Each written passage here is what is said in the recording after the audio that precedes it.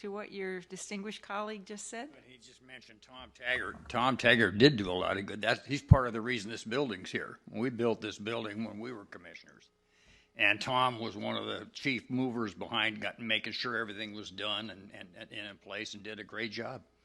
And that's how this building got built. And again, for my edification, if not for the others, who again was Tom Taggart? Tom Taggart, what was his position? I can't remember. He was county clerk. Yeah. County clerk, okay. Yeah. But not when he was county administrator. No. He was the elected county clerk, and decided not to run again. Yeah. And the commissioners hired him as an administrator, a professional administrator. He did a good job. It's kind of funny, Jerry and I sitting here, we're just about as diverse as you could possibly be. And in the time I've been doing this, pretty close to 35 years in one little way or another, as much as I can contribute. And some people question whether I did, you know. But I've always admired him because of his common sense and his expertise and his mild manner of explaining things. So, he could tell you to go to hell and make you look forward to the trip, And I thought that was an asset. And he talked about college. I laugh about that because there's only one thing kept me out of college: high school. When I was in high school, I got sick and I was taking radium treatments for a couple of years, and so I dropped out of high school. I got my GED, but I didn't go to college. Some friends of mine, I question sometimes whether they were really friends, pushed me into being mayor of Hayden, and I had no aspersions of being anything in the political realm. Never done it before in my life. I didn't think I was qualified to do it. But they walked the streets, and they were probably, those guys that did that were in their 80s at the time when they did it. And I think I was 40-something.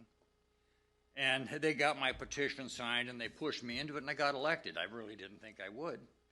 On-the-job training again here. I had no idea what I was getting into. But I've served 7 years there, and I did learn some things. You're only as good as the people that are around you. There isn't anybody in this room or anywhere else that has all the answers about everything that goes on. I am certainly not qualified to tell everybody, a lawyer, what the heck is legal and what isn't, or an engineer what the sewer should be, or any of that kind of stuff.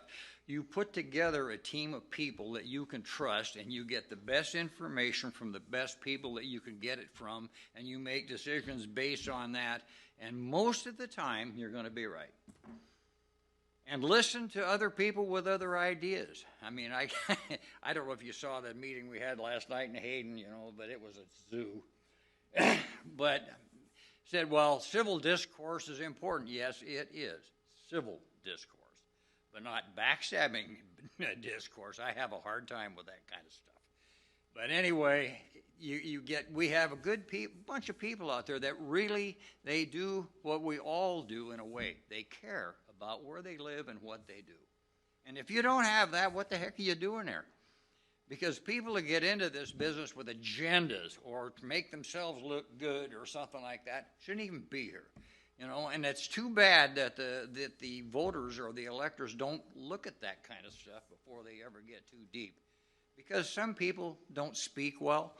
Some people have a hard time with that, and they're very good, honest people, and they do an excellent job. But not everybody's talents run the same, But doggone it, and I've been very lucky in the time that I've been here. I've been surrounded by some of the very best people, and as a matter of fact, I'm 80 years old, and I am up for election this year, and I seriously, with some of the garbage that's going on today about some of these groups that are together, I am a believer in drive-by shootings, by the way. You can put that in the press, too.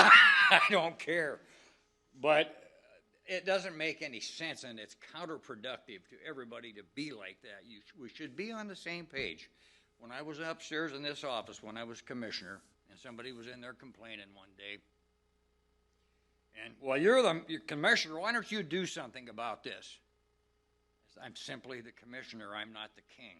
If I were the king, things might be a little bit different. You don't do that. Well, you're doing this. You see that pen on the table there? Yeah?